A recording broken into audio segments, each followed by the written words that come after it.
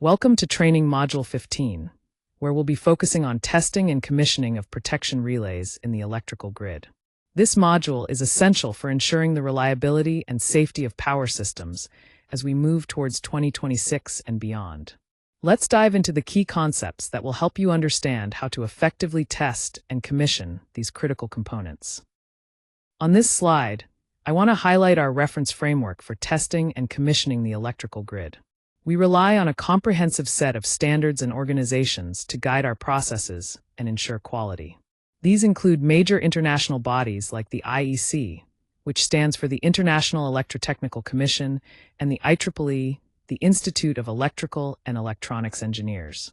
We also reference ASTM, the American Society for Testing and Materials, NEMA, the National Electrical Manufacturers Association, and ANSI, the American National Standards Institute. Additionally, organizations like CIGER, which is the International Council on Large Electric Systems, ICA, the Insulated Cable Engineers Association, and KEMA, a key electrical engineering verification body, play crucial roles. The important governance rule we follow is to apply the most stringent approved requirement when there are differences between project specifications, manufacturer instructions, and standards.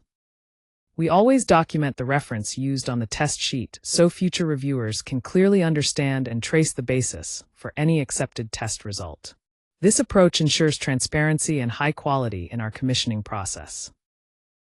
Here we have the commissioning schematic for the line and cable differential protection relay, model 87L/87C, outlined in Part 1 of the CM_P15-1 series.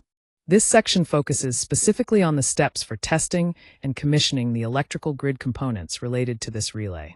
The document we're referencing is Commissioning Manual Number 15-1.1, which provides detailed guidelines to ensure accurate and reliable protection relay setup during the commissioning process. On this slide, we focus on the commissioning process for the line and cable differential protection relay, specifically the 87L and 87C types. The differential protection is critical because it verifies several key functions including operate and restraint, bias, harmonic blocking, CT polarity, and the trip output for the protected zone. We follow a detailed testing script that begins with confirming the relay model, setting group, CT ratios, polarity, and mapping along with the approved differential scheme. Safety is paramount, so we apply lockout-tagout procedures, isolate or simulate trip outputs, and ensure all unused CT circuits are safely shorted. Next, we load or verify the approved setting file and connect the secondary injection test set to the necessary terminals. Then we inject specific test values to verify pickup and dropout points, operate restraint characteristics, and harmonic blocking or zone interlocks where applicable. Each phase is then tested to confirm trip contacts, alarms, lockout paths, event recording, and SAS enunciation are functioning correctly. Following that, we restore all links and test plugs, making sure no abnormal alarms remain in the relay or SAS systems. Finally, we document the results thoroughly, including checksum values, injection parameters, response times, contact statuses, and any certificates or witness sign-offs necessary. The acceptance criteria require that all protection functions match the approved settings, CT polarity is accurate, and the relay status returns to normal. This comprehensive approach ensures the relay operates reliably and safely within the electrical grid system. The hold point requires client or commissioning team confirmation of all safety and functionality aspects before final sign-off can proceed. On this slide, we focus on the continuation of the commissioning process for the line and cable differential protection relay, also known as 87L or 87C. This is Part 2 of the schematic reference, detailed in Commissioning Manual Number 15-1.2. The key objective here is to ensure thorough testing and commissioning of the electrical grid protection system to guarantee reliable and accurate fault detection. We will walk through the steps and important checks necessary to complete this phase successfully. This phase is crucial for maintaining grid stability and preventing damage during faults. On this slide, we focus on the testing and commissioning process for line and cable differential protection relays. This is Part 2 of our detailed test script. Differential protection is critical because it ensures the relay correctly operates and restrains under fault and normal conditions, checks bias and harmonic blocking functions, verifies CT polarity, and confirms trip outputs within the protected zone. We follow a structured approach beginning with confirming relay specifics like model, setting group, and CT ratios, along with reviewing terminal maps and approved schematics. Next, safety steps include applying lockout-tagout procedures and isolating trip outputs or connecting a breaker simulator to prepare for testing. We then load the approved settings and connect our calibrated secondary injection set to the appropriate relay terminals for thorough testing. The testing progresses by injecting signals to verify pickup and dropout points, restraint slopes, and harmonic blocking functions. Each phase's trip contacts and alarms are operated and checked comprehensively, including event records and supervisory control system enunciations. After completion, all test equipment and safety links are restored, ensuring no abnormal alarms remain. Finally, detailed records are taken, including settings checksums, operate times, and validation screenshots. The acceptance criteria require all parameters to match the approved setting files and scheme logic, with correct CT polarity and a normal final status. The result package includes comprehensive evidence such as the approved setting file, injection reports, event records, trip output proofs, SAS screenshots, and calibration certificates. A critical hold point involves having the client, commissioning team, and operations witnesses verify the safety boundary, settings, test results, and final system status before sign-off, ensuring full confidence in the relay's readiness for service. Here we have the commissioning manual for the circuit breaker fail protection relay, specifically the 50-60 seconds function. This document, labeled CM_P15-2, provides detailed schematics and procedures essential for testing and commissioning the electrical grid. Understanding this manual is crucial for ensuring reliable operation and protection of the circuit breakers in the system. On this slide, we're focusing on the commissioning process of the circuit breaker fail protection relay, which ensures reliable fault detection and system safety. CBF commissioning verifies several critical functions including current detection, breaker status monitoring, timer accuracy, retrip activation, and backup trip outputs.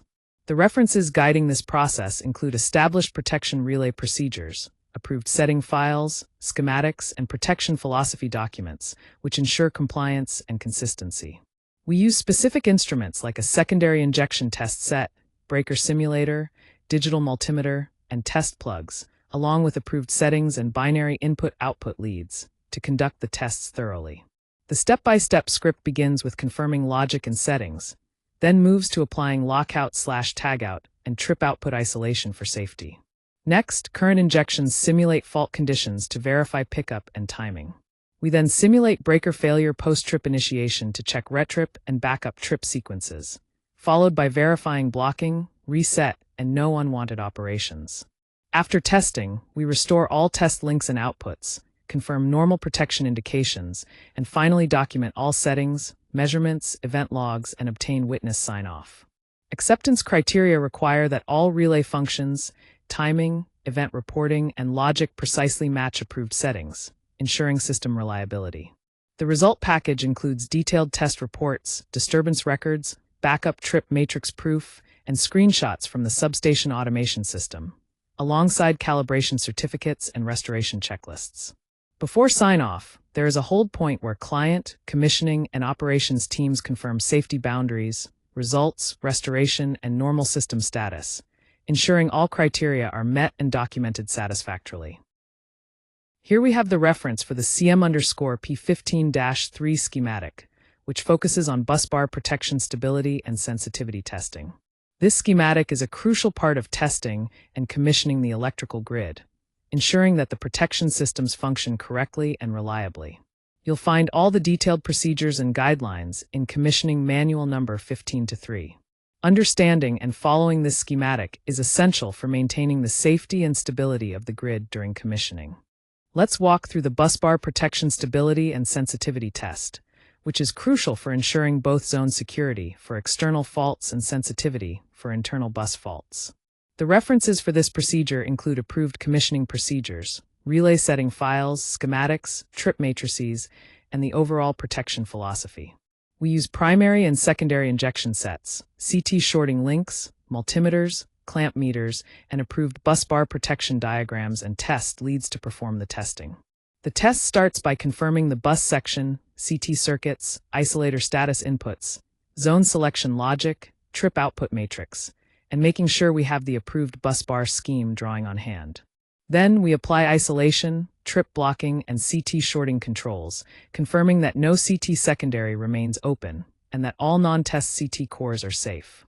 Next, we perform the external fault stability injection through the busbar zone to verify there is no operation and that the relay measurement display is correct.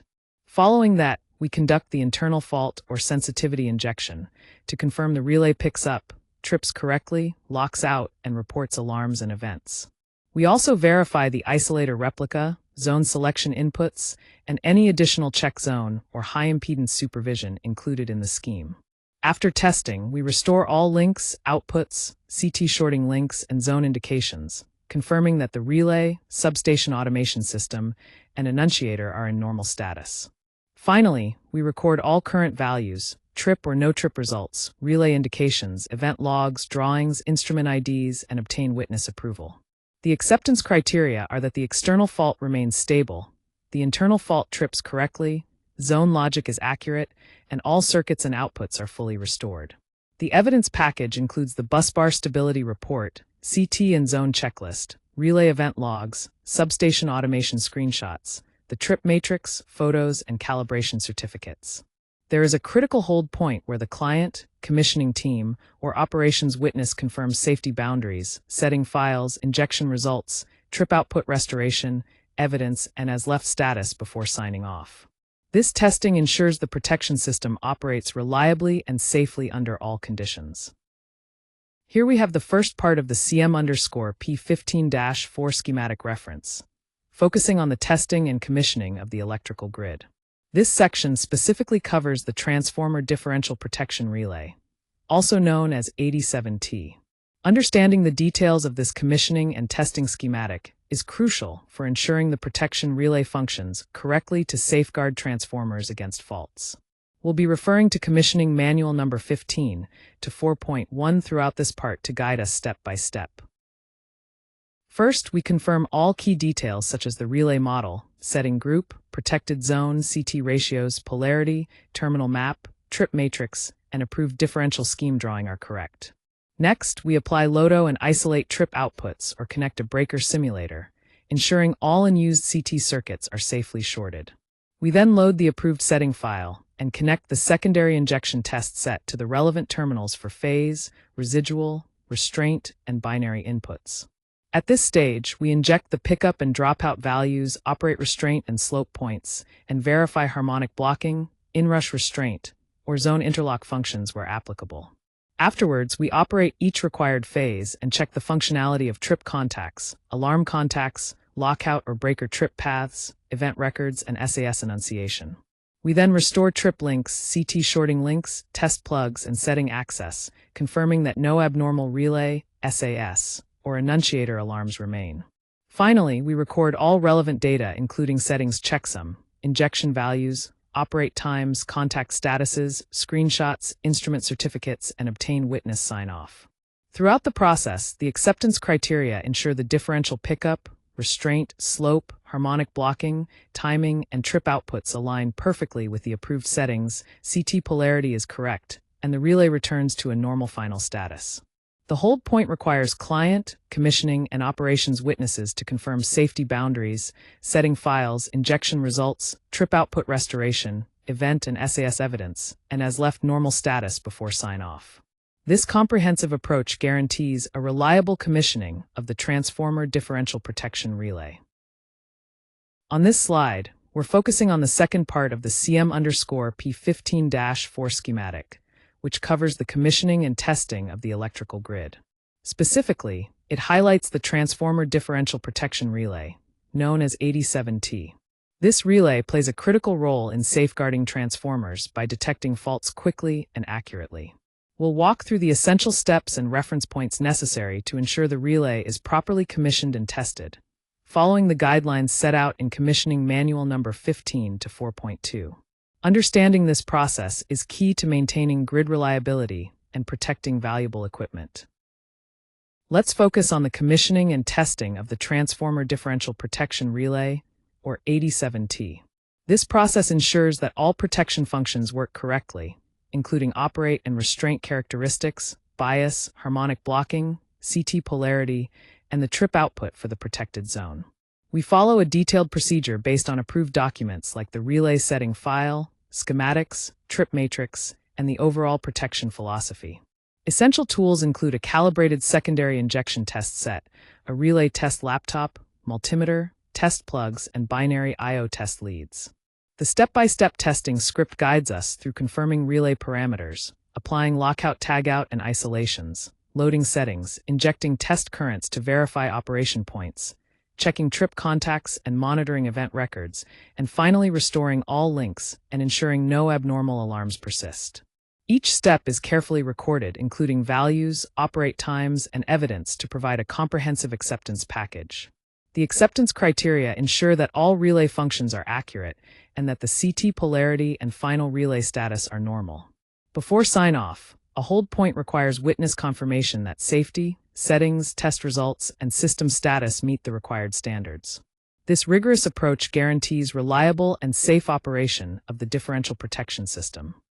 Here we have the schematic reference for the CM_P15-5, which is focused on the testing and commissioning of the electrical grid. This particular schematic highlights the transformer differential protection stability and sensitivity test, an essential step to ensure that the transformer protection operates correctly and reliably. This test helps us verify that the protection system can accurately detect faults without false trips. The process is documented in Commissioning Manual Number 15-5, which provides detailed procedures to follow for a safe and effective commissioning. On this slide, we focus on the transformer differential protection stability and sensitivity test, which is crucial for ensuring the protection system functions correctly.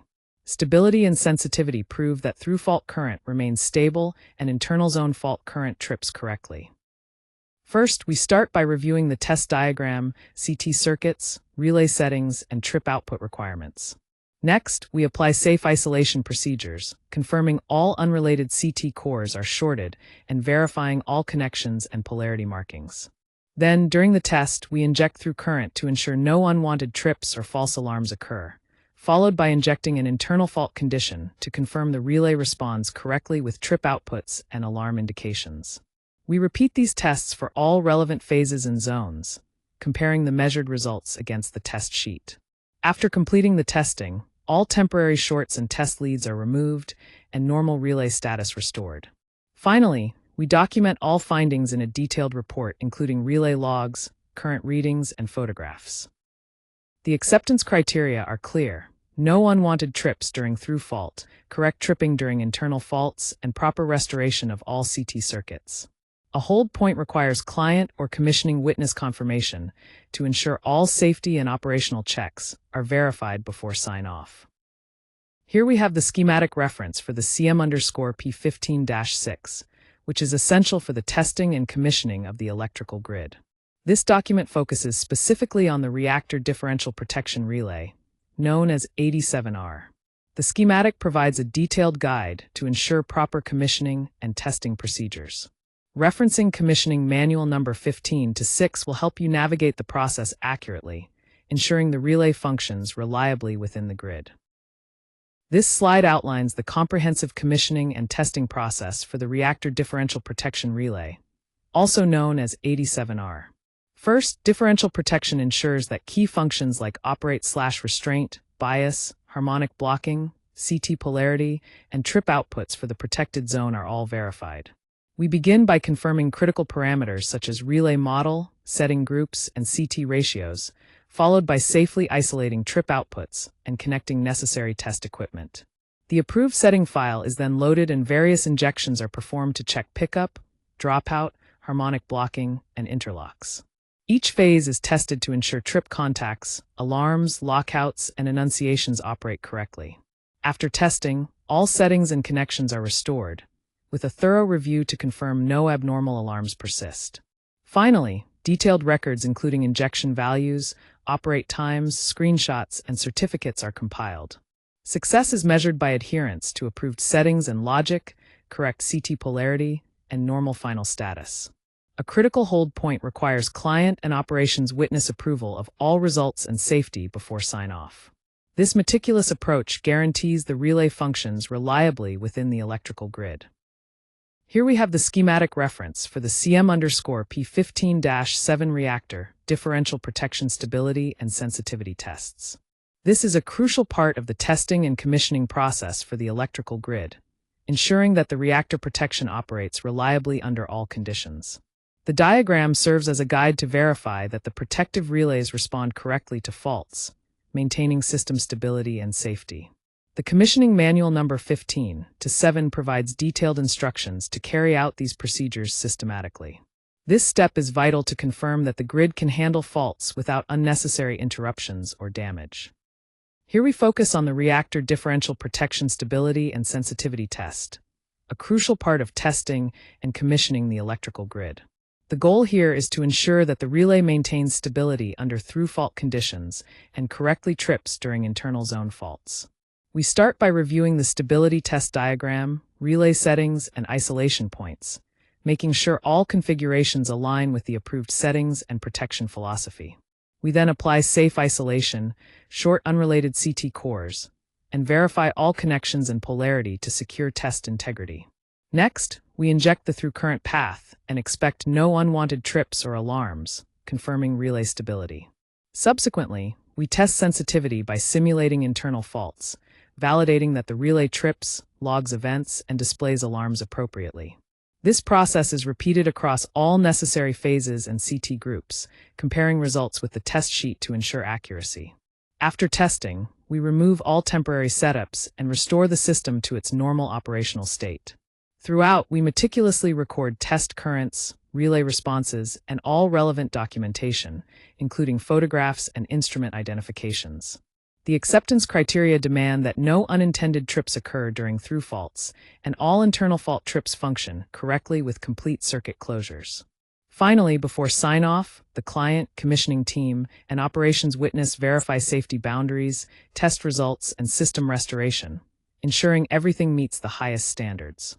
This thorough and systematic approach guarantees the reliability and safety of the protection scheme. Here we have the reference for the CM_P15-8 schematic, specifically focusing on the testing and commissioning of the electrical grid. This slide highlights the directional negative phase sequence overcurrent relay, or 67Q, and its associated test schematic. The information here is drawn from commissioning manual number 15-8, which provides detailed procedures to ensure proper relay function during commissioning. Understanding this schematic is essential for accurate testing and reliable grid protection. This slide covers the detailed testing and commissioning of the directional negative phase sequence overcurrent relay, or 67Q. The test ensures the relay's protection functions, including phase, earth, directional, negative sequence, and time current characteristics, are all operating correctly. We reference approved documentation such as relay setting files, schematics, trip matrices, and protection philosophy to guide the process. Essential instruments include a secondary injection test set, digital multimeter, and test plugs, along with established current and earth fault settings. The step-by-step test script begins with confirming critical parameters like CT ratio and wiring, followed by applying lockout tagout and isolating trip outputs for safety. We then inject specific currents corresponding to the relay's functions and verify its response, checking pickup, dropout, timing, curve shape, and direction. It's vital to confirm trip and alarm contacts, simulator responses, event records, and control system displays at each stage. After testing, trip links and settings are restored and checked to ensure no active alarms remain. We carefully record all results, including current and voltage values, operate times, output status, and capture screenshots for thorough documentation. The acceptance criteria require all relay operations to match the approved settings and coordination philosophy precisely. Finally, a formal hold point involves client, commissioning, and operations personnel confirming safety boundaries, reviewing the setting file and injection results, and verifying trip output restoration and event evidence before sign-off, ensuring everything is set for safe, reliable operation. Here, we focus on the testing and commissioning of the electrical grid, specifically referencing the CM_P15-9 schematic. This includes the directional overcurrent and earth fault protection relay, labeled as 67 and 67N. The schematic provides detailed guidance to ensure these protective relays are commissioned correctly, which is critical for the reliable operation of the grid. This process is thoroughly outlined in Commissioning Manual number 15-9, serving as an essential resource for technicians and engineers involved in grid safety and protection. On this slide, we're focusing on the commissioning process for the Directional Overcurrent and Earth Fault Protection Relay, also known as 67 and 67N. This protection relay is crucial because it ensures phase, earth, directional, negative sequence, and time current characteristics are accurately monitored and controlled. We begin by referencing approved documents, including the relay commissioning procedures, approved setting files, schematics, trip matrix, CT and VT ratios, and the overall protection philosophy. The proper instruments for testing include a secondary injection test set, a digital multimeter, test plugs, approved settings, and binary I/O leads. The testing follows a detailed step-by-step script. First, confirm all wiring CT ratios, polarizing sources, setting groups, curves, and time dials are correct and match approved schematics. Next, apply lockout/tagout procedures along with test plug controls, ensuring CT circuits remain safe through isolation or simulation. Then inject phase, earth fault, negative sequence, or undercurrent currents as per the relay's function and test requirements. We verify key parameters such as pickup, dropout, timing, curve shapes, direction, blocking, and reset at specific multiples of settings. Following that, check the trip and alarm contacts, breaker simulator, event records, sequence of events, and SAS display for every element that operates. After testing, restore all trip links, test plugs, CT links, and confirm the relay returns to normal status with no active alarms. Finally, record all injected currents, voltages, phase angles, operate times, output statuses, and relevant screenshots, completing the witness sign-off. The acceptance criteria require that pickup, dropout, timing, direction, trip output, and alarm or SAS events all align precisely with the approved current protection settings and coordination philosophy. The documented results form the relay injection report, including curve and timing results, event records, SAS screenshots, instrument certificates, and a restoration checklist. A critical hold point exists where the client, commissioning team, and operations witness verify safety boundaries, setting files, injection results, trip restoration, event evidence, and the as-left normal status before signing off. This ensures full confidence and safety before moving forward. Here we have an important reference for our testing and commissioning process, the CM_P15-10 schematic. This document, part of Commissioning Manual number 15-10, focuses specifically on the over and under voltage relay test. Understanding this schematic is crucial because it guides us through the steps needed to ensure the electrical grid's voltage levels are properly monitored and controlled, which helps prevent equipment damage and maintain system reliability. Let's take a closer look at the details. Here we have the detailed procedure for testing and commissioning the electrical grid, focusing specifically on the over and under voltage relay test. Voltage relay testing is crucial because it verifies several key functions: undervoltage and overvoltage operation, pickup and dropout thresholds, timing accuracy, and alarm or trip outputs. We follow a structured approach based on approved references, including specific commissioning procedures, approved relay setting files, schematics, trip matrices, and protection philosophies. The required instruments include a secondary injection test set or voltage source, a digital multimeter, test plugs, and access to the approved voltage protection settings and output leads. The step-by-step testing process begins by confirming the VT source status, fuse and MCB integrity, relay settings, and the trip or alarm logic, alongside time delays and schematics. Following this, we apply lockout-tagout procedures and use test plug controls to safely isolate or simulate trip outputs, ensuring polarity and phase references are correct. Next, nominal voltage is injected and ramped through undervoltage and overvoltage thresholds while recording pickup, dropout, and reset values. We then verify operating times at specific test multiples and repeat tests for necessary phase-to-phase and phase-to-neutral combinations. Alarm, trip, blocking, reset functions, event records, and SAS display responses are all thoroughly checked for each voltage element. Once testing is complete, all links, plugs, and output circuits are restored, and the relay and SAS states are confirmed to be normal. Records are meticulously maintained, including injected values, thresholds, timing, output states, screenshots, instrument identification, and witness confirmations. The acceptance criteria mandate that all measured parameters, pickup, dropout, delay, output, and event reporting, match approved settings within allowable tolerances. The final result and evidence package consists of the voltage relay test sheet, secondary injection logs, relay event records, SAS screenshots, calibration certificates, and a restoration checklist. A critical hold point involves obtaining client, commissioning, and operations witness approval, who confirm the safety boundary, setting files, injection results, trip output restoration, event and SAS evidence, and has left normal status prior to formal sign-off. This ensures complete confidence and safety before commissioning is finalized. Here we have the schematic reference for the testing and commissioning of the electrical grid, specifically focusing on the restricted earth fault protection stability and sensitivity test. This is detailed in Commissioning Manual number 15 to 11. The key aspect here is understanding how this test ensures the protection system responds accurately to earth faults, maintaining both stability and sensitivity to prevent unnecessary outages while ensuring safety. This schematic serves as a critical guide during the commissioning process to verify that everything is functioning as designed. On this slide, we're focused on the restricted earth fault protection stability and sensitivity test, which is a critical part of testing and commissioning the electrical grid. The current protection tests cover various essential functions including phase, earth, directional, negative sequence, and time current characteristics. We follow a reference framework based on approved procedures, relay settings, schematics, and protection philosophy to ensure accuracy. The key instruments used include a secondary injection test set, digital multimeter, test plug, and the appropriate binary input-output leads for current and earth fault settings. The testing process is methodical.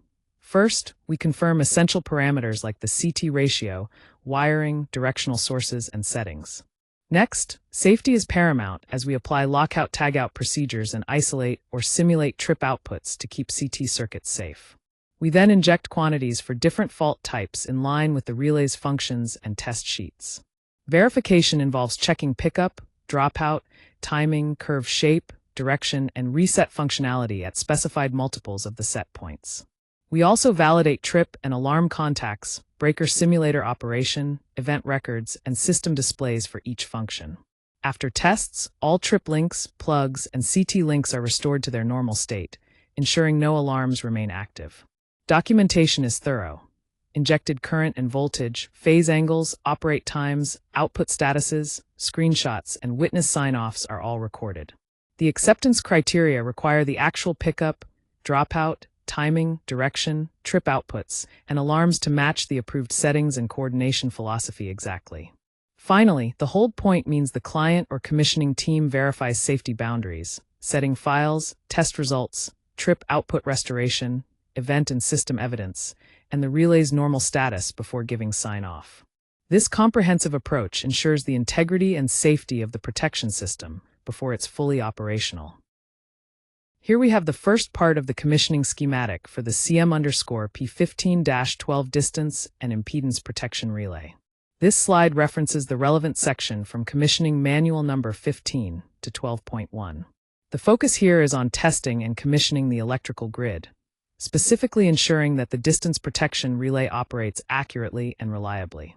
This schematic will guide us through the procedures needed to validate the relay settings and confirm proper functionality during commissioning. This part of the test script focuses on commissioning the distance or impedance protection relay, specifically the initial steps.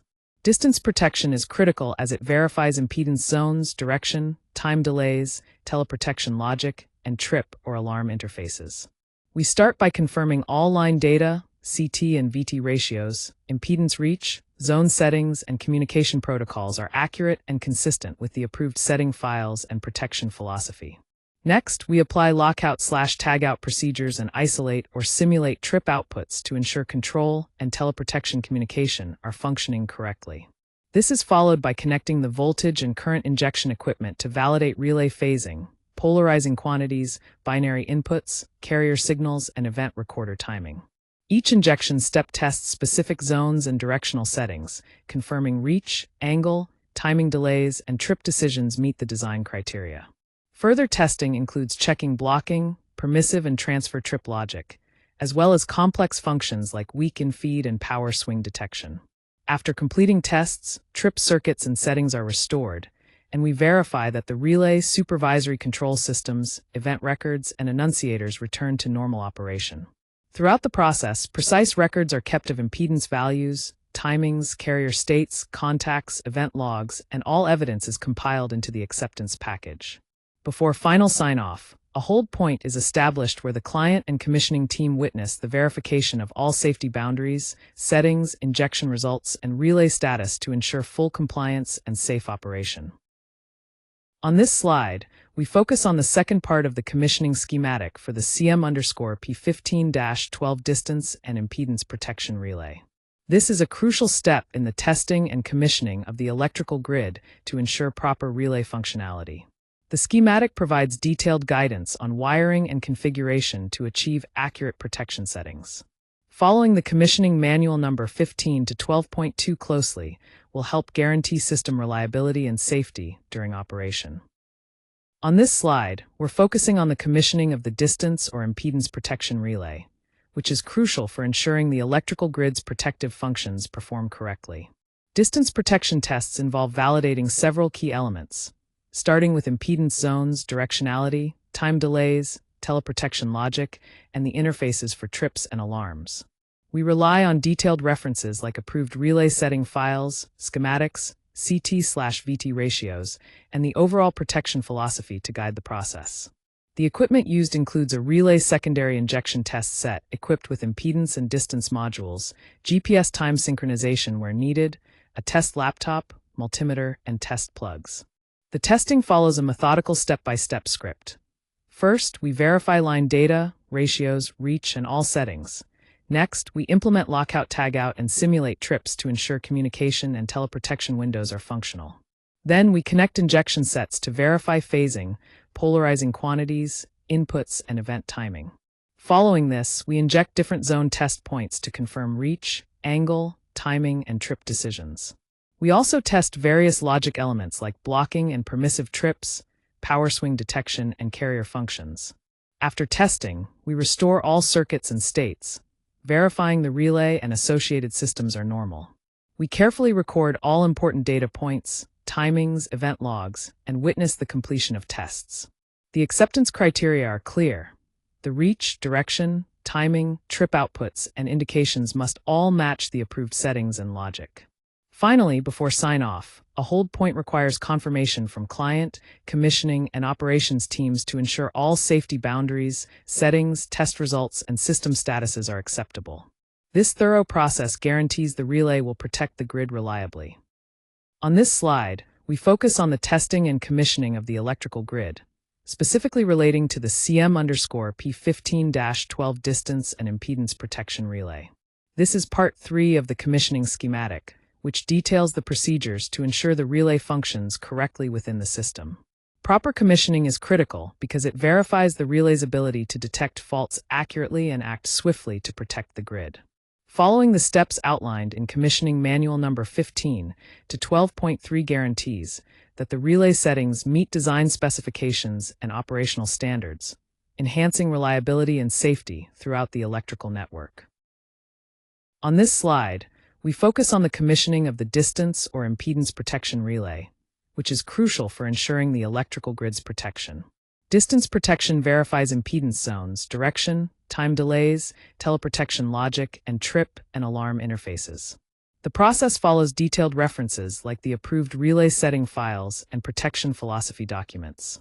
We use specific instruments, including a relay secondary injection test set with impedance or distance modules, GPS time sync kits, a relay test laptop, and multimeters to perform these tests.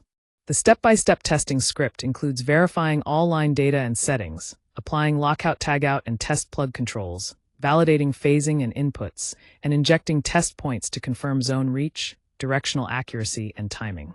Further tests cover logic functions such as blocking, permissive trip, and carrier signals, followed by restoring all trip circuits and confirming normal relay status. It's essential to record all impedance points, zone timings, trip contacts, and event records as evidence. The acceptance criteria require that zone reach, direction, timing, teleprotection, and all trip outputs must match the approved settings and scheme logic. Finally, the hold point mandates that the client, commissioning team, and operations must witness and confirm all safety boundaries, test results, and as left normal conditions before signing off. This ensures a thorough and reliable commissioning process. On this slide, we're focusing on the testing and commissioning of the electrical grid, specifically using the CM_P15-12 distance and impedance protection relay. This is part 4 of the commissioning schematic, which means we're continuing our detailed examination of the relay's setup and validation process. Following the guidelines in the commissioning manual number 15 to 12.4 is crucial to ensure that the relay functions correctly to protect the grid from faults by accurately detecting distance and impedance. Proper commissioning here is essential for the reliability and safety of the entire electrical system. This slide details the final steps in commissioning the distance or impedance protection relay, which is crucial for ensuring reliable grid protection.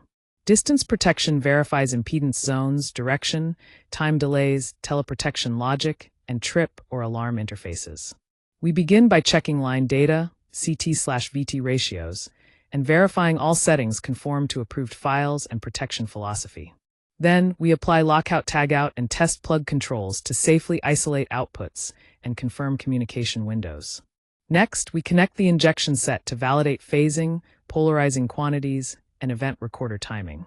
We proceed by injecting test points for all zones and directions, verifying reach, angle, timing, and characteristic boundaries, followed by testing blocking, permissive, direct transfer trip, and carrier logic functions as specified on the test sheet.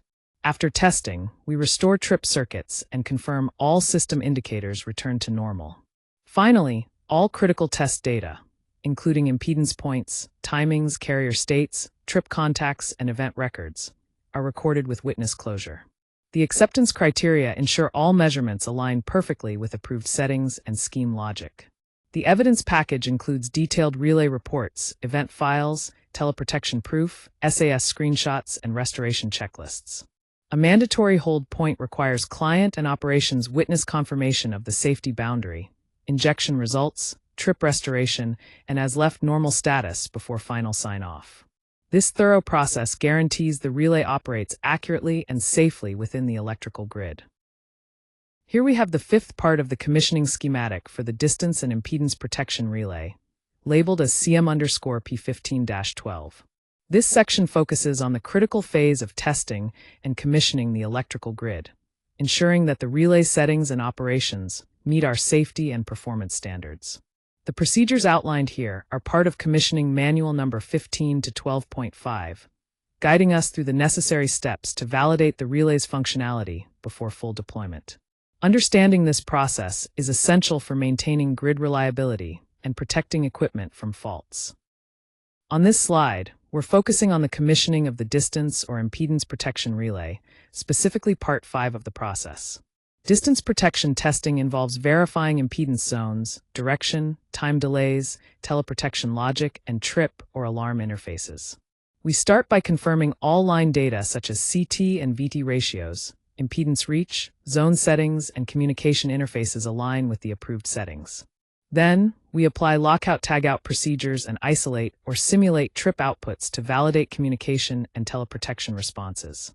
Using a relay secondary injection test set equipped with impedance and distance modules, along with GPS time synchronization where needed, we verify phasing, polarizing quantities, binary inputs, and event recorder timing. Critical steps include injecting test points for different zones and directions to ensure expected reach, angle, timing, and trip decisions are achieved accurately. We also test blocking and permissive logic, direct transfer trip, and carrier communication as detailed in the test procedures. Finally, we restore circuits, verify all system statuses are normal, and compile detailed records including impedance points, trip contacts, and event logs. The acceptance criteria demand that all settings and scheme logic match the approved configuration, ensuring reliable protection system performance.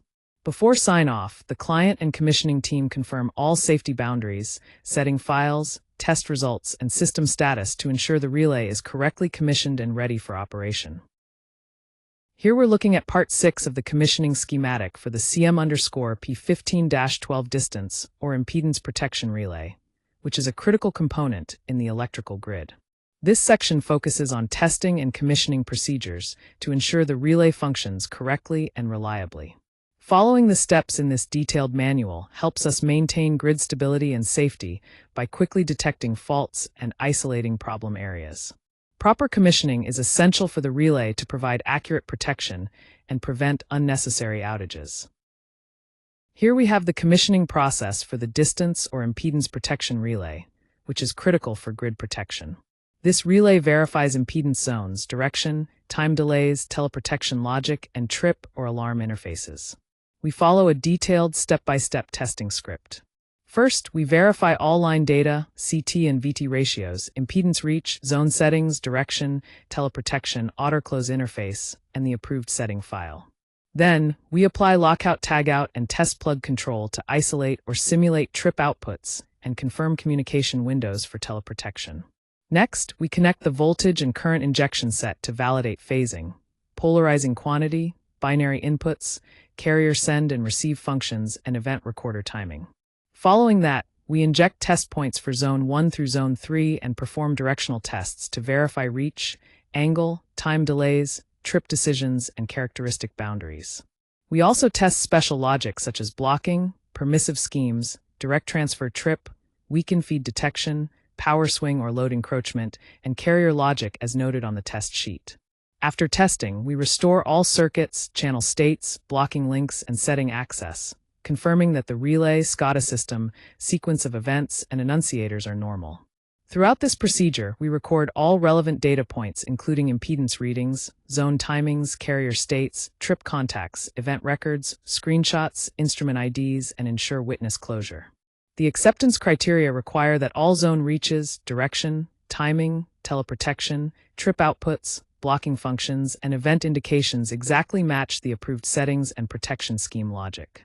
Finally, at the hold point, client, commissioning, and operations teams witness and confirm the safety boundaries, setting files, injection results, trip output restoration, event evidence, and that the relay is left in a normal state before sign-off.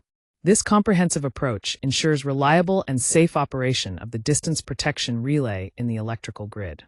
Now we're looking at Part 7 of the CM_P15-12 commissioning manual, focusing on the distance and impedance protection relay, labeled as 21.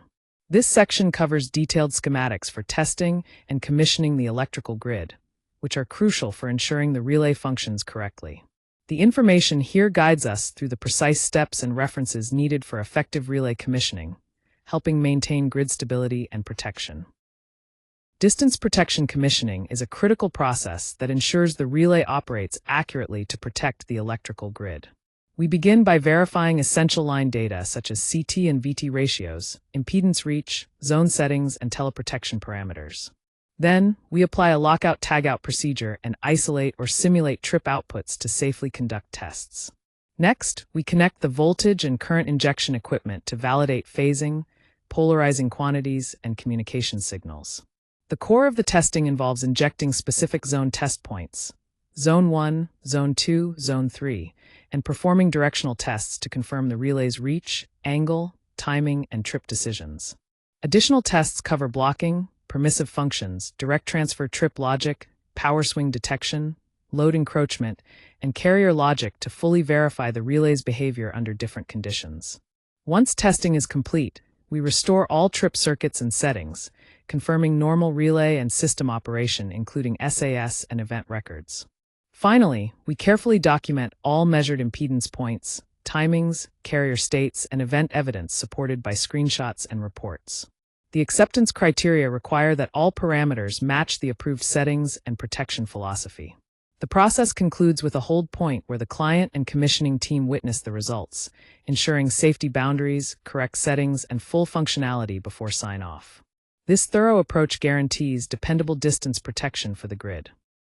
On this slide, we're focusing on the testing and commissioning of the electrical grid, specifically related to the distance or impedance protection relay, designated as Relay 21. This is part 8 of the commissioning schematic series under the CM_P15-12 manual. The detailed procedures and reference points outlined here are critical for ensuring that the relay functions correctly under various fault conditions, which is essential for maintaining grid stability and safety. As we proceed, keep in mind that mastering these commissioning steps is vital for the reliable operation of the protection system.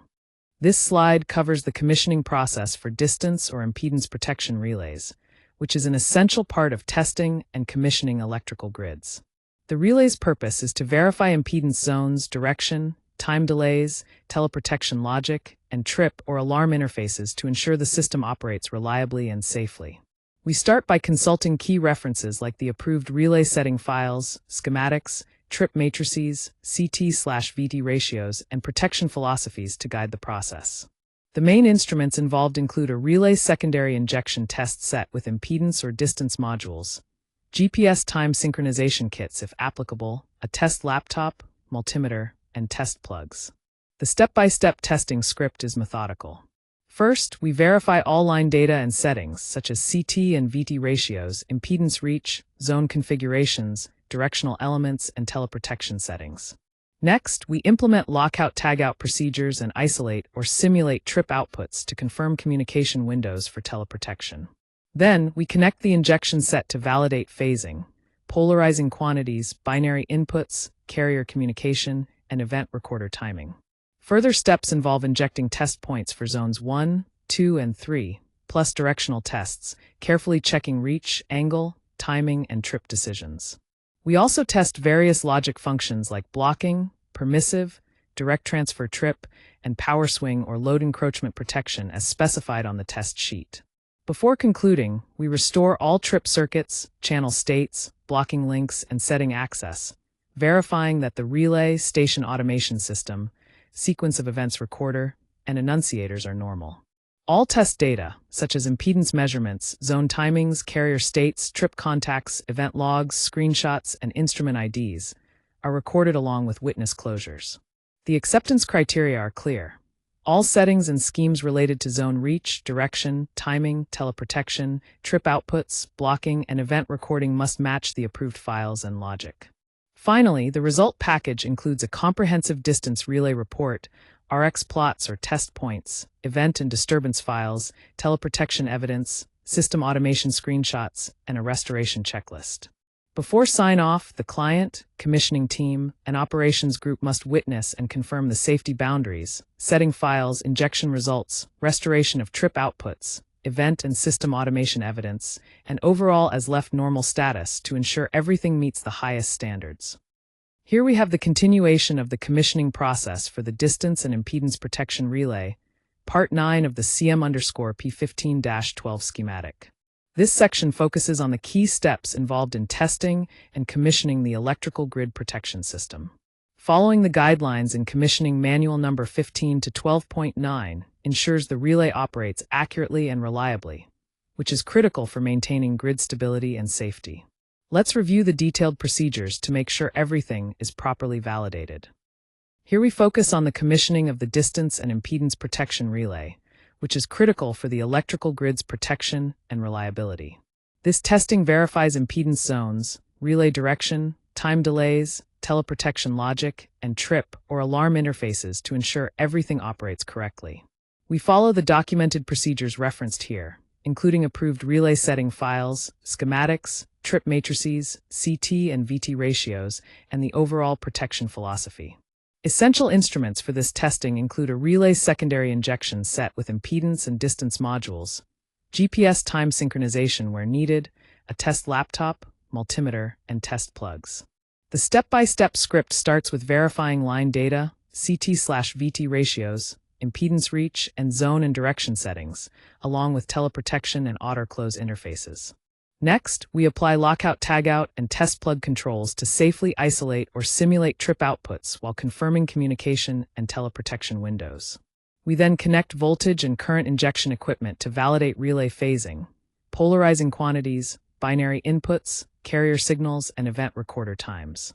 Following this, specific test points in zones 1 through 3 and directional tests check impedance reach, angle, timing, trip decisions, and boundary characteristics. Further tests include blocking, permissive logic, direct transfer trip, weaken feed detection, power swing or load encroachment logic, as well as carrier signals, verifying everything aligns with the protection scheme. Once testing completes, trip circuits, channel states, and blocking links are restored, and the relay, supervisory control, and data acquisition, sequence of events, and enunciators are confirmed normal. Throughout, we record all critical data such as impedance points, zone timings, carrier states, trip contacts, event records, screenshots, instrument IDs, and witness signatures to provide a comprehensive evidence package. The acceptance criteria require that zone reach, direction, timing, teleprotection, trip outputs, blocking, and event or SAS indications fully match the approved settings and logic. Finally, a formal hold point ensures client, commissioning, and operations representatives review and confirm all safety boundaries, injection results, trip restoration, event evidence, and normal operating status before sign-off, guaranteeing a thoroughly verified and secure relay commissioning. Here we have the section focused on testing and commissioning the electrical grid, specifically relating to the distance or impedance protection relay, designated as Relay 21. This part of the commissioning manual, numbered December 15, 10, covers the detailed schematic reference labeled CM_P15-12 Part 10. It provides step-by-step guidance on how to properly test and commission this critical protection relay to ensure the grid's safety and reliability. Understanding these procedures is essential for maintaining the integrity and stability of the electrical system.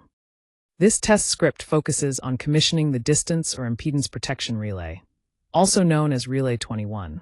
The purpose here is to thoroughly verify impedance zones, direction, time delays, teleprotection logic, and the trip and alarm interfaces, all critical for ensuring reliable grid protection. We start by referencing approved documents like the relay commissioning procedures, setting files, schematics, and protection philosophies to guide the tests. The necessary equipment includes a relay secondary injection test set with an impedance or distance module, GPS time synchronization where needed, a test laptop, multimeter, and test plug. The testing follows a detailed step-by-step script. Initially, we verify line data including CT and VT ratios, impedance reach, zone settings, and communication interfaces. Then we apply lockout, tagout, and test plug controls to isolate or simulate trip outputs and check teleprotection communication. Next, we connect voltage and current injection to validate phasing, polarizing quantities, binary inputs, carrier signals, and event recorder times. We then inject into zones 1, 2, and 3 along with directional tests to confirm reach, angle, time delay, and trip decisions match expected characteristics.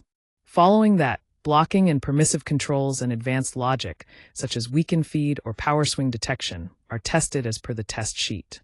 After testing, we restore trip circuits, channel states, and access settings, confirming the relay, supervisory systems, and enunciators return to normal operation. All key data like impedance points, timings, carrier states, event records, and witness confirmations are recorded meticulously. Acceptance criteria require that zone reach, direction, timing, teleprotection, trip outputs, blocking, and event indications align with the approved schemes and settings.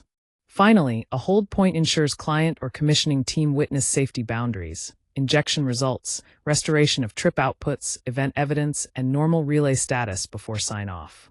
This thorough process guarantees the relay performs correctly to protect the electrical grid.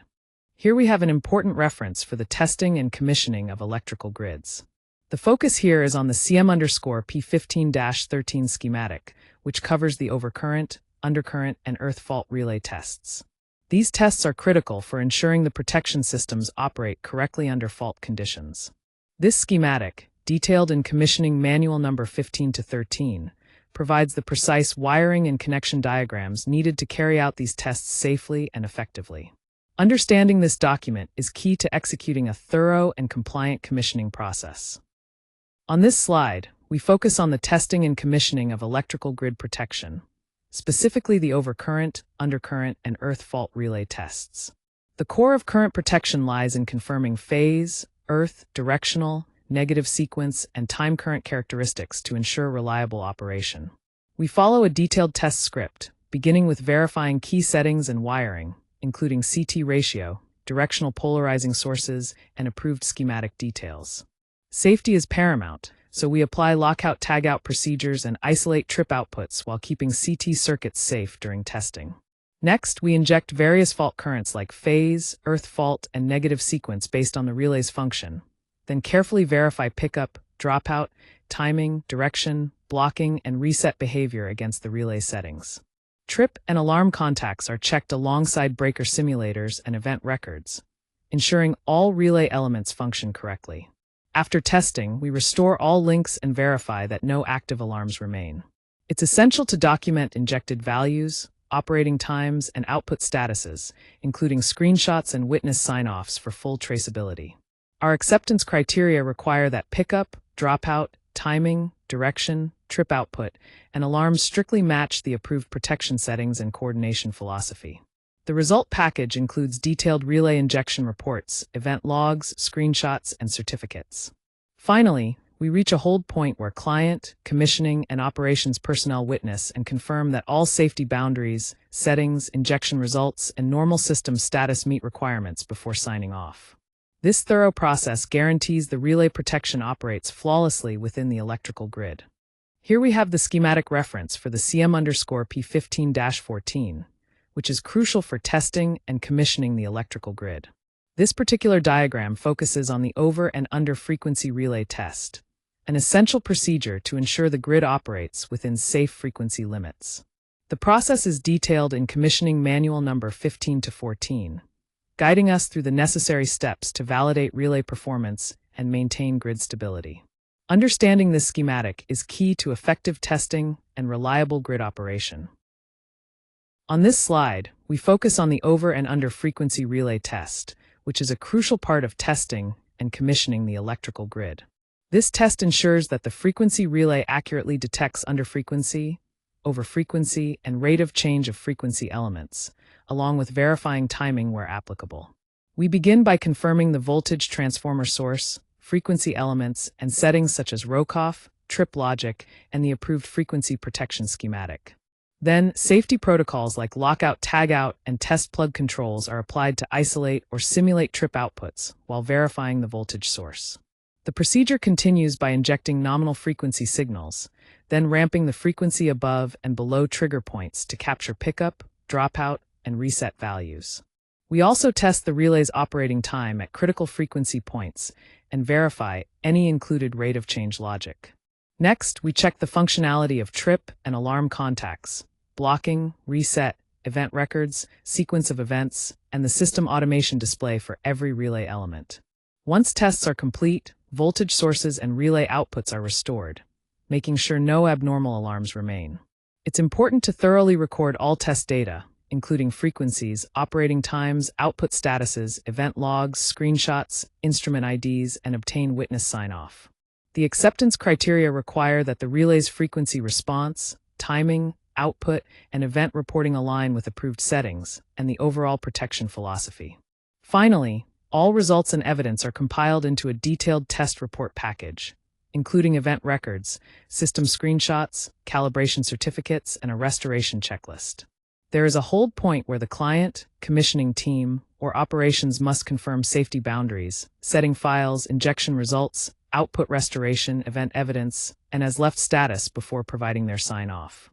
Here we focus on the testing and commissioning of the electrical grid, specifically referencing the CM_P15-15 schematic. This slide highlights the trip circuit supervision relay test schematic, which is crucial for ensuring the reliability and safety of the trip circuits. Following the detailed procedures in Commissioning Manual No. 15-15 allows us to verify that all relay functions operate correctly and that the system will respond appropriately during fault conditions. This testing phase is essential to maintain grid stability and prevent unwanted shutdowns. On this slide, we're focusing on the trip circuit supervision relay test, which is essential for confirming the integrity of the trip coil, auxiliary contacts, DC supply, and alarm indications both before and after breaker closure. The test follows a detailed script referencing approved procedures, settings, and schematics to ensure accuracy and safety. We use various instruments like digital multimeters, DC supply testers, and breaker simulators, along with the approved trip circuit supervision drawings to carry out the test. The step-by-step process includes confirming the correct wiring and contacts, applying LOTO for safety, and verifying correct relay indications without false alarms during healthy operating conditions. Then, we simulate various fault conditions such as trip coil open circuits and DC supply loss to validate alarm outputs, local indications, and system responses. After each simulation, restoration and verification confirm the system returns to normal operation with no standing alarms. The acceptance criteria require that the trip circuit supervision reliably detects any loss of the trip path and remains healthy during normal conditions without false trips.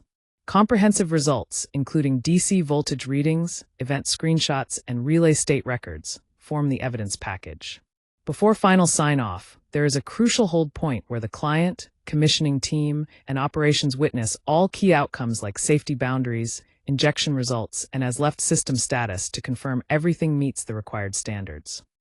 Here we have the first part of the CM_P15-16 schematic reference, specifically focusing on the synchronism check and relay test. This section is crucial for the testing and commissioning of electrical grids, ensuring that all relay functions operate correctly and safely before full system integration. The procedures outlined in Commissioning Manual Number 15 to 16.1 provide detailed guidance on how to perform these tests accurately. Understanding this schematic is fundamental to maintaining grid stability and preventing faults during operation. This slide covers the synchronism check test for electrical grid commissioning, which is a crucial part of ensuring safe and reliable breaker operation. The synchronism check confirms the live or dead status of the bus, voltage and frequency differences, the phase angle window, and the closed permissive logic.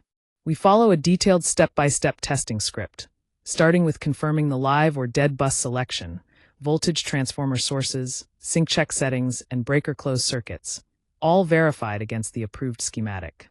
Then, we apply lockout tagout and isolate the breaker to prevent unintended closing commands during testing.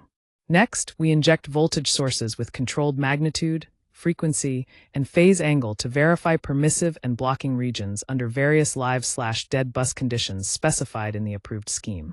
We carefully test all scenarios, including live-line/live bus, deadline/live bus, and others. Verification continues with closed permissive signals, block outputs, alarm indications, event records, and supervisory system displays, ensuring all operate correctly. After completing tests, we restore normal relay conditions and verify there are no abnormal alarms.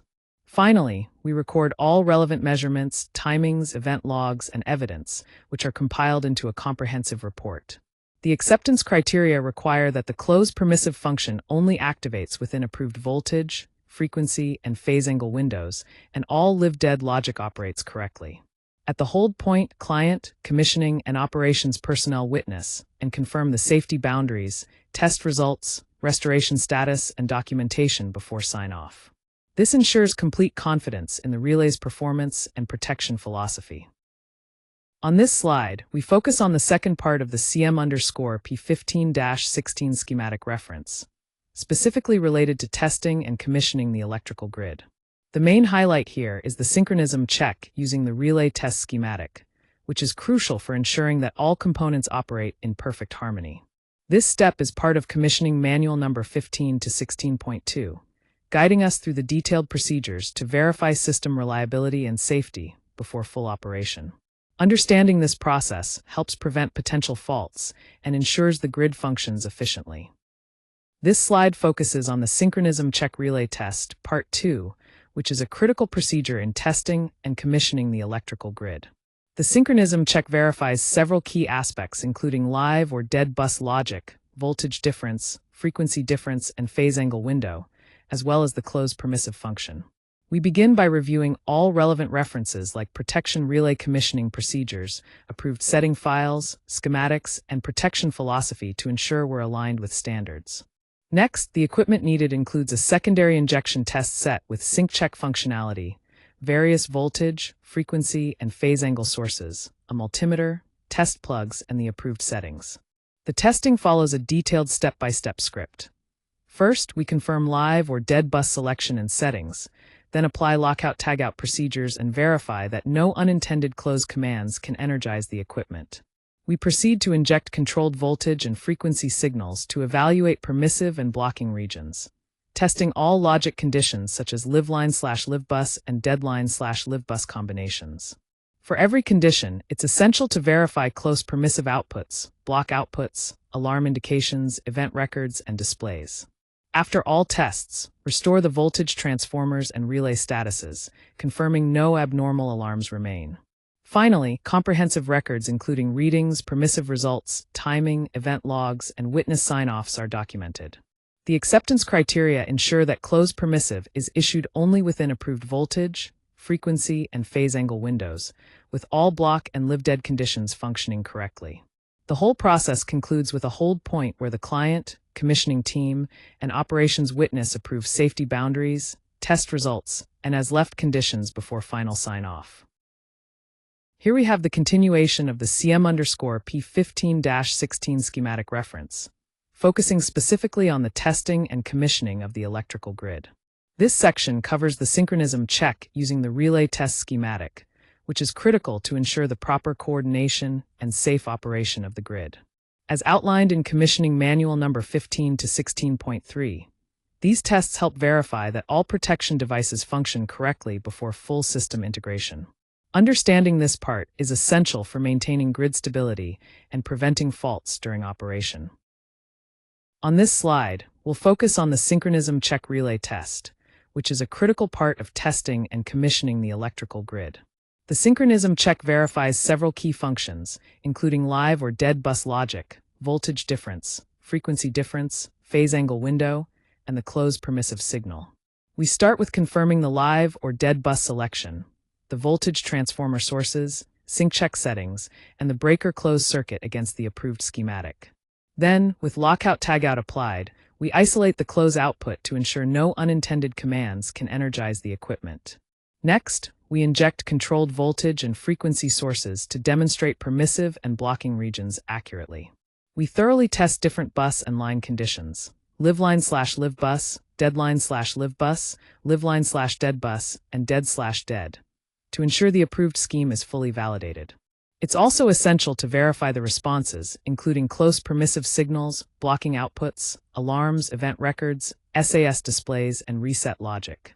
After completing tests, we restore all settings and confirm that the relay returns to a normal status with no abnormal alarms. Finally, detailed records are kept, covering voltage, frequency, angle, timing, event logs, and witness sign-offs. Acceptance depends on proper closed permissive operations strictly within the approved windows and correct blocking and live-dead logic functions. The result package includes comprehensive reports and proof of all test outcomes. Importantly, this process includes a hold point where the client, commissioning, and operations teams witness and confirm all safety boundaries, setting files, injection results, and as-left normal status before sign-off. This ensures complete transparency and safety before moving forward. Here we have the continuation of the testing and commissioning process for the electrical grid, focusing specifically on the synchronism check relay test. This is part 4 in the series, referencing the CM_P15-16 schematic, which is crucial for ensuring precise coordination within the grid. The Commissioning Manual number 15 to 16.4 provides detailed guidance on these steps. Proper testing at this stage is vital to guarantee system stability and reliable operation. In this section, we'll walk through the specific relay test procedures to confirm that all elements function correctly before full grid integration. This slide focuses on the synchronism check relay test, a critical part of testing and commissioning electrical grids. The synchronism check ensures several key functions: live or dead bus logic, voltage difference, frequency difference, phase angle window, and closed permissive are all operating correctly. We follow a detailed step-by-step testing script, starting with confirming live and dead bus selection, voltage transformer sources, and close permissive outputs based on the approved schematic. Safety is paramount, so applying lockout tagout and using a breaker simulator helps us verify that no unintended close command can energize equipment. We then inject bus and line voltage sources with controlled magnitude, frequency, and phase angles to prove permissive and blocking regions. Various logic conditions, such as liveline/livebus and deadline/livebus, are tested as per the approved scheme. We verify the operation of close permissive and block outputs, alarm indications, event records, and display resets. After restoring normal relay status, we confirm no abnormal alarms are present.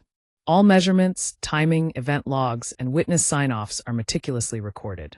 The acceptance criteria require close permissives only within approved voltage, frequency, and phase angle windows, with all block and live-dead conditions functioning correctly.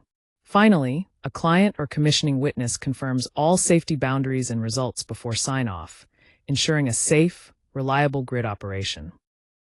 Here we focus on the testing and commissioning of the electrical grid, specifically examining the CM_P15-16 Synchronism check relay test schematic. This part, labeled as number 5 in the series, is critical for ensuring that the relay systems operate correctly and safely during grid synchronization. Following the detailed steps in commissioning manual number 15 to 16.5 helps us verify the integrity and performance of these protective devices before the grid goes live. Understanding this process is essential to maintain system reliability and prevent faults during operation. This slide outlines the detailed testing and commissioning process for the Synchronism check relay, a critical part of the electrical grid protection. The Synchronism check verifies key conditions such as live or dead bus logic, voltage difference, frequency difference, phase angle window, and close permissive signals. We start by confirming the live/dead bus selection, voltage transformer sources, and all relevant settings according to the approved schematic. Next, we apply lockout tagout procedures and ensure no unintended close commands can energize the equipment by isolating the close output or connecting a breaker simulator. Then, we inject controlled voltage, frequency, and phase angle sources to validate permissive and blocking regions, testing various logic combinations like liveline/livebus and deadline/livebus. We also verify the close permissive output, block signals, alarms, event records, SAS displays, and reset logic under all tested conditions. After the tests, we restore the relay to normal status and confirm there are no abnormal alarms. All data, including voltage, frequency, angle, timing, event logs, and screenshots, are recorded along with instrument IDs and witness sign-offs. Acceptance criteria require that close permissive is issued strictly within approved windows and all block/live-dead conditions function correctly. The evidence package includes test reports, truth tables, event logs, and restoration checklists. Finally, the hold point ensures client and commissioning teams witness and approve all critical safety and functional aspects before sign-off. This thorough process guarantees reliable and safe relay operation within the electrical grid. Here we have the reference to the testing and commissioning process for the electrical grid, specifically focusing on the CM_P15-16 schematic. This particular part, Part 6, deals with the Synchronism check using the 25 relay test schematic. It's an essential step to ensure that the relay functions correctly and that the system remains stable during operation. The commissioning manual numbered 15 to 16.6 provides detailed guidance on these procedures, helping us maintain accuracy and safety throughout the commissioning phase. On this slide, we focus on the Synchronism check relay test, which is a crucial part of testing and commissioning the electrical grid. The Synchronism check ensures that key parameters like live or dead bus status, voltage differences, frequency differences, phase angle windows, and the close permissive function are all operating correctly. We start by confirming the live or dead bus selection, verifying VT sources, and checking the sync check settings against the approved schematics. Then we apply lockout tagout procedures and connect a breaker simulator to prevent any unintended operations. Next, we inject voltage sources with controlled magnitude, frequency, and phase angle to thoroughly test permissive and blocking regions. It's important to test all live and dead logic combinations as specified in the approved scheme. We verify all indications, event records, and reset logics for each condition, then restore everything to normal status, ensuring no abnormal alarms remain. Detailed records of voltage, frequency, angle, timing, event logs, and witness sign-offs are maintained. The acceptance criteria requires that the close permissive command issues only within approved windows and that all blocking and live-dead conditions function perfectly. The final result includes a comprehensive evidence package and a hold point where client and commissioning teams witness and confirm all safety and test results before sign-off. Here we have the testing and commissioning procedures for the electrical grid, focusing on the CM_P15-17 lockout relay, also known as Relay 86. This schematic reference is crucial as it guides us through ensuring the relay functions correctly within the grid. Following the steps outlined in commissioning manual number 15 to 17 helps us maintain safety and reliability during the commissioning process. This slide covers the comprehensive testing and commissioning of the lockout relay, or Relay 86, which is a critical safety device in the electrical grid. The purpose of this test is to ensure the relay reliably initiates trips, maintains seal-in to prevent immediate resets, multiplies contacts for redundancy, allows local reset under controlled conditions, and provides accurate remote indication. We start by confirming the relay coil, trip inputs, output contacts, reset circuit, lockout flags, and verifying the approved trip matrix. To avoid unintended operations, lockout tagout, or LOTO, is applied and controlled equipment outputs are isolated or simulated. Then each initiating path is energized to confirm proper operation, mechanical flag status, and the seal-in state. Next, we verify output contacts, trip circuits, alarms, system automation event records, timestamps, and indicator lamps to ensure all signals and notifications function properly. Testing also includes checking reset conditions, both permissive and manual, and blocked reset situations to comply with the approved scheme. After testing, the lockout relay is restored to normal operation by removing test links and confirming all controlled circuits return to their approved status. Throughout the process, detailed records are kept on initiation paths, contact statuses, reset behaviors, event screenshots, and instrument identifications, with witness sign-off included. Our acceptance criteria require that the lockout operates correctly, seals into block recluse functions, provides accurate indications, and only resets under authorized procedures. The results and evidence package consist of the lockout relay test sheets, trip matrix confirmations, event screenshots, contact measurement records, photos, and a restoration checklist. Finally, a hold point ensures client, commissioning, and operations witnesses confirm safety boundaries, setting files, injection results, trip restorations, event evidence, and that the system is left in a normal, safe condition before final sign-off. This thorough process is essential to guarantee the reliability and safety of the electrical grid's protection system. Here we have the testing and commissioning phase for the electrical grid, focusing on the CM_P15-18 auto-recloser. The schematic reference provided allows us to follow the detailed test procedures step by step. This process ensures that the auto-recloser operates correctly within the grid, helping to maintain system reliability by automatically restoring power after temporary faults. The commissioning manual number 15 to 18 is our key guide throughout this phase, providing all necessary instructions to complete the testing accurately. On this slide, we focus on the testing and commissioning of the electrical grid, specifically the auto-recloser or 79 test. The key purpose here is to thoroughly verify the auto-recloser's shot count, dead time, reclaim time, lockout, blocking, and breaker close sequence. We base our work on reference documents like the protection relay commissioning procedures, approved relay setting files, schematics, and protection philosophy. The instruments used include a secondary injection test set, breaker simulator, multimeter, and tools to download event records. The step-by-step script ensures a rigorous process. First, we confirm all auto-close settings including permitted faults and timing sequences. Then we apply lockout tagout and use simulators to prevent unintended operations. We simulate trip conditions to verify the successful operation of the first shot and the reclaim sequence, followed by testing unsuccessful and blocked recluse attempts up to final lockout. We also verify alarms, event records, and reset methods before restoring all outputs to normal status to confirm no abnormal alarms remain.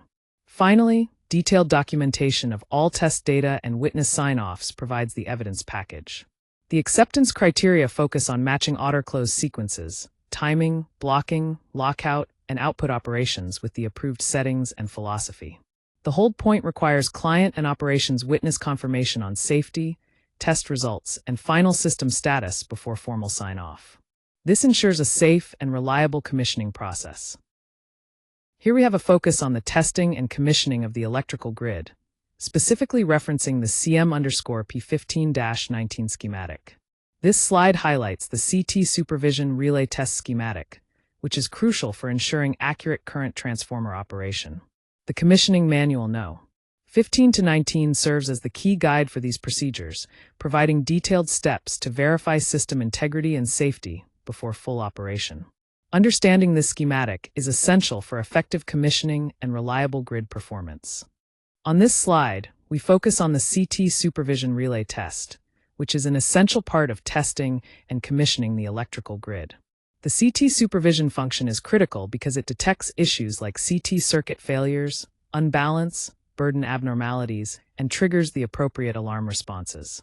To conduct this test properly, we refer to specific procedures and approved files, including the relay setting file, schematics, and protection philosophy. For the test, we use tools such as a secondary injection test set, a multimeter, test plugs, and the approved CT supervision settings and circuit drawings. The testing sequence starts with confirming all CT circuits, relay settings, wiring, burden paths, alarm outputs, and reviewing the approved schematic. Next, safety protocols like applying lockout tagout and ensuring CT secondary circuits are not opened unsafely are mandatory. We then inject a normal balanced current to verify the relay stays healthy with no false alarms. After that, we simulate abnormal CT supervision conditions per the approved method to observe the relay's pickup and alarm response. It's important to verify alarm contacts, system displays, event records, and reset behavior to ensure system reliability. Once testing is complete, we restore all CT links and alarm states, confirming the circuits are safe and intact. All current values, relay reactions, screenshots, event logs, and witness sign-offs must be thoroughly recorded. The acceptance criteria emphasize that the CT supervision alarms should trigger only during actual abnormal conditions, remain stable under normal conditions, and restore correctly post-test. Finally, all results, including test reports, checklists, event records, and restoration documentation, are compiled into the evidence package. A hold point ensures that client, commissioning, or operations representatives witness and confirm all safety boundaries, settings, injection results, output restoration, and system status before we proceed to sign off. This thorough process guarantees the CT supervision system operates reliably and safely within the electrical grid. Here we have the commissioning manual for the CM_P15-20 series, focusing specifically on the testing and commissioning of the electrical grid. This section includes the schematic reference for the high-impedance busbar relay test, which is a crucial part of ensuring the reliability and safety of the busbar protection system. The detailed schematic provided here guides us through the proper testing procedures to verify that the relay operates correctly under various conditions. Understanding and following this schematic is vital for successful commissioning and maintaining system integrity. Let's walk through the high-impedance busbar relay test, a crucial part of testing and commissioning the electrical grid. This process ensures that protection relays operate accurately and reliably by verifying multiple parameters. We start by confirming the relay tag, model, firmware, setting file, CT/VT ratio, binary I/O map, trip matrix, and approved schematic. This ensures we are working with the correct device and settings. Next, we apply lockout tagout procedures, test plug control, and trip output isolation to verify a safe boundary for testing. Then, we connect the calibrated injection set and check phase, polarity, auxiliary supply, and wiring connections for binary inputs and output contacts. The heart of the test involves injecting each protection element at specified pickup, dropout, and timing points, following the approved test sheet meticulously. We then verify trip and alarm outputs, event records, sequence of events timestamps, SAS display, and reset behavior to confirm the relay responds consistently and correctly. After testing, we restore all test plugs, trip links, settings access, and confirm no abnormal alarms remain, ensuring the relay returns to normal operation. The final step is to record all data: settings checksum, injected values, operating times, output status, screenshots, and obtain witness sign-off. The acceptance criteria are strict. Pickup, dropout, timing, outputs, event records, and annunciator statuses must all match approved settings and schematics exactly. The result is a comprehensive evidence package that includes the relay test report, setting files, event records, SAS screenshots, calibration certificates, photos, and restoration checklists. At the hold point, client, commissioning, or operations witnesses confirm safety boundaries, settings, test outcomes, and as left conditions before signing off, ensuring full accountability and safety throughout the process. Here we have the commissioning manual number 15 to 21, which focuses on testing and commissioning the electrical grid. This slide specifically references the CM_P15-21 schematic for the capacitor-bank protection relay test. Understanding this schematic is crucial for ensuring the relay operates correctly and protects the system effectively. The manual provides detailed guidance to help technicians perform accurate tests during commissioning. On this slide, we focus on the capacitor-bank protection relay test, which is a critical part of the electrical grid commissioning process.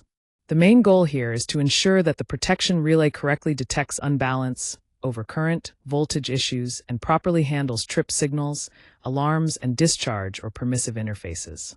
We start by confirming the capacitor-bank configuration, including neutral and unbalanced inputs, CT and VT ratios, discharge interlocks, and approved protection settings. Next, we follow a strict lockout-tagout procedure, verify the capacitor discharge, and install necessary test plugs or breaker simulators to safely isolate the system for testing. Then, current, voltage, and unbalanced quantities are injected according to the protection functions laid out in the test sheet. We carefully verify each relay element, checking pickup values, timing, alarms, trip outputs, blocking, and reset functions to ensure everything operates as intended. Additional tests confirm discharge and permissive logic, lockout interface, event records, and system automation signals. After all tests, we restore all connections, remove test equipment, and confirm the system has no standing alarms and is ready for normal operation.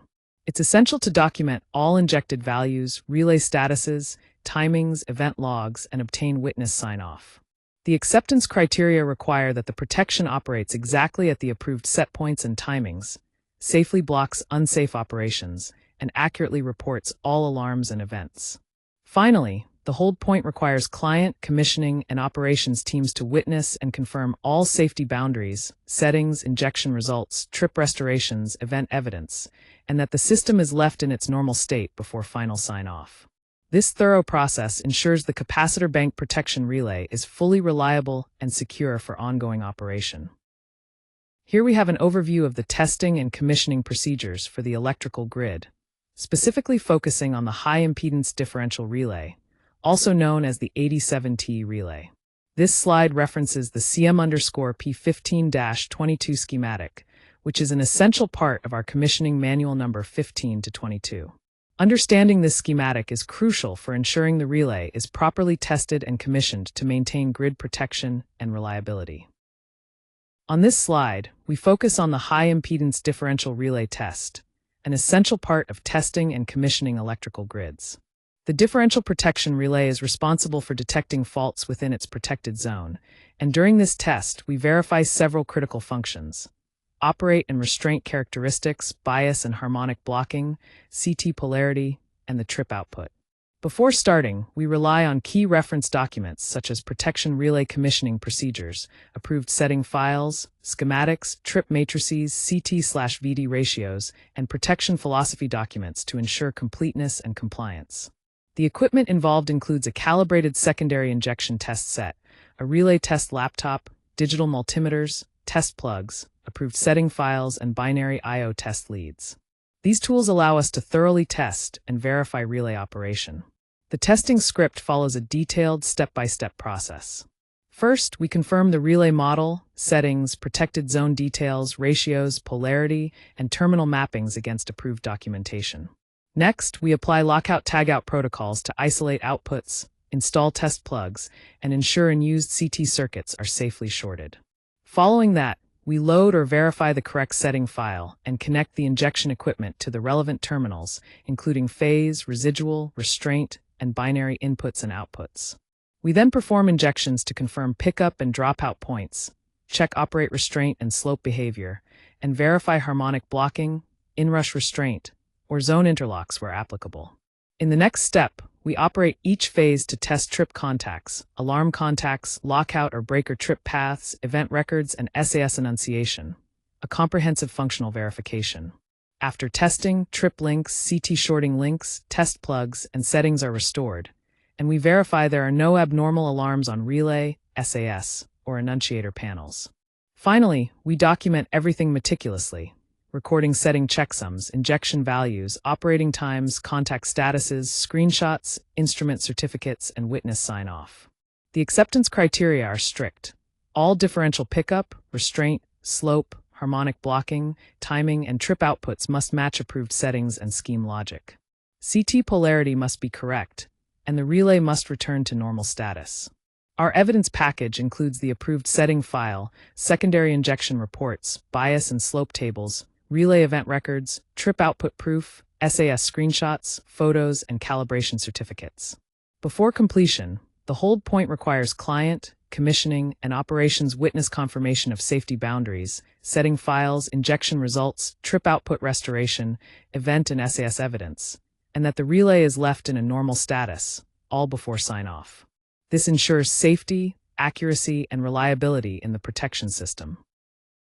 Here we have the testing and commissioning section for the electrical grid, focusing specifically on the CM_P15-23 trip coil relay test schematic. This part is critical because it outlines the procedures to ensure the trip coil relay functions correctly during operation. Following the commissioning manual number 15-23 will guide us through the necessary steps to validate and test the relay system to maintain grid safety and reliability. Paying close attention to this schematic is essential for accurate testing and successful commissioning. This ensures the system responds appropriately during faults, protecting the entire electrical network. Let's walk through the trip coil relay test, which is crucial for verifying the continuity of the trip coil, the operation of relay contacts, the integrity of the DC path, and the proper alarm and trip indications. First, we confirm the relay's function, trip coil path, and auxiliary contacts against the approved schematics, including checking the DC supply and fuses. Next, it's important to apply lockout tagout and use an approved simulator to prevent any unintended breaker trips during testing. Then, we measure the DC supply voltage and trip coil path resistance where the procedure allows. We operate the relay under controlled conditions to verify contact changeover and confirm trip and alarm indications along with event records. To ensure proper functionality under fault conditions, we simulate an abnormal coil or DC path and check that alarms or blocked indications activate as designed.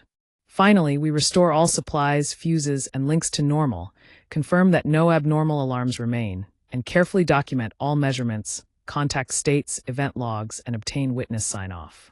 The acceptance criteria require that all outputs, indications, and reset behavior match the approved documentation, and the result package includes detailed test sheets, voltage and resistance records, event screenshots, photos, and a restoration checklist. At the hold point, client or commissioning witnesses validate the safety boundary, settings, injection results, trip output restoration, and confirm everything is returned to normal before signing off. This comprehensive approach ensures safe and reliable operation of the electrical grid protection system. Here we have the first part of the CM_P15-24 schematic reference, focusing on the testing and commissioning of the electrical grid. This section presents the end-to-end protection scheme test schematic, which is crucial for ensuring that all protective measures are accurately configured and functioning properly before the grid goes live. The information here is drawn from Commissioning Manual number 15-24.1, providing detailed guidance for executing these tests efficiently and safely. Understanding this schematic is essential for maintaining system reliability and preventing faults in the electrical network. Here we have the End-to-End Protection Scheme Test, Part 1, which is a critical step in testing and commissioning electrical grids. This comprehensive test ensures that interstation protection, teleprotection, time coordination, trip send and receive functions, and operational communication are all functioning correctly. We start by confirming all terminal drawings, relay settings, CT and VT ratios, communication channels, and the trip send and receive logic, along with the test coordination plan. Next, a formal test window is established, including lockout tagout boundaries, voice communication, time synchronization, and the assignment of witnesses at each substation. Synchronized test sets are then connected to verify the pre-test health of relays, communication channels, binary inputs and outputs, breaker simulators, and event recorders. Approved fault scenarios are run to check intertrip, permissive and blocking functions, as well as alarm simulations from each end of the circuit. We carefully confirm trip send and receive operations, relay performance, breaker simulator response, event timestamp alignment, and the substation automation system and sequence of events function at both ends. After testing, channels, trip links, settings, and communication equipment are restored, followed by a final normal status check. All test data, including reports, time synchronization evidence, communication logs, event records, screenshots, and witness signatures, are compiled into a comprehensive acceptance package. The test is only signed off after the client, commissioning team, and operations witness confirm that all safety boundaries, setting files, injection results, trip outputs, restorations, and evidence meet the acceptance criteria. This end-to-end testing validates the protection scheme as a fully coordinated system, ensuring reliability and safety across the electrical grid. Here we focus on the testing and commissioning of the electrical grid, specifically looking at the end-to-end protection scheme test schematic, Part 2. This section is crucial because it ensures that the entire protection system functions correctly from start to finish, providing reliable safety and operation for the grid. The detailed schematics and procedures outlined in Commissioning Manual Number 15 to 24.2 guide us step-by-step through this process, making sure every component performs as intended before full deployment. On this final slide, we wrap up the end-to-end protection scheme test, Part 2, focusing on the thorough testing and commissioning of the electrical grid.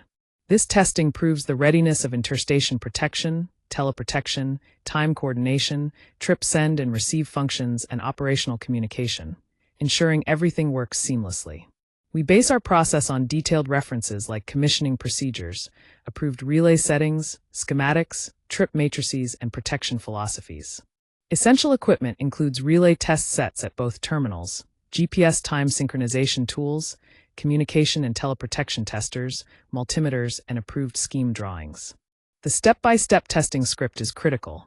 First, confirm drawings, settings, and coordination plans.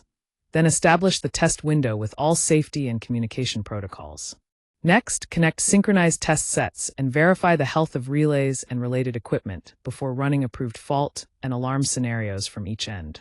We confirm correct operation of trip signals, breaker simulators, event timestamps, and system event records at both ends. After testing, channels and settings are restored and a final system check is performed.